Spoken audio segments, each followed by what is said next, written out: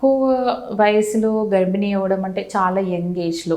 మనము ఈ young pregnancy ప్రైమీస్ అంటే 18 ఇయర్స్ బిలో మరీ టూ యంగ్ ఉన్న వాళ్ళు మరి 16, 17, 18 ఇయర్స్ అలా ఉన్నప్పుడు ఆల్రెడీ వాళ్ళే ఒక డెవలప్‌మెంటల్ స్టేజ్‌లో ఉంటారు. బాడీ డెవలప్‌మెంట్, ఫిజికల్ డెవలప్‌మెంట్ అంతగా ఉండదు. సో, వాళ్ళే ఇంకొక బేబీని కనాలి అంటే ఆ గ్రోత్ రిక్వైర్మెంట్స్ వల్ల చాలా వరకు బేబీ యొక్క గ్రోత్ సరిగ్గా ఉండకపోవచ్చు.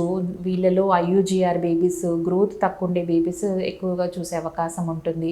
న్యూట్రిషన్ సరిగ్గా లేక వాళ్ళలో అనీమియా ప్రాబ్లమ్స్ అంటే రక్తహీనత ప్రాబ్లమ్స్ ఎక్కువ మోతాదులో చూడడం అనేది జరుగుతూ ఉంటుంది. ఈ యంగ్ ప్రెగ్నెన్సీస్‌లో, ప్రైమీస్‌లో బీపీ కూడా వచ్చే అవకాశం అనేది ఉంటుంది. సో, మెయిన్‌గా న్యూట్రిషనల్ డెఫిషియన్సీస్ ఎక్కువగా ఉండే అవకాశం ఉంటుంది.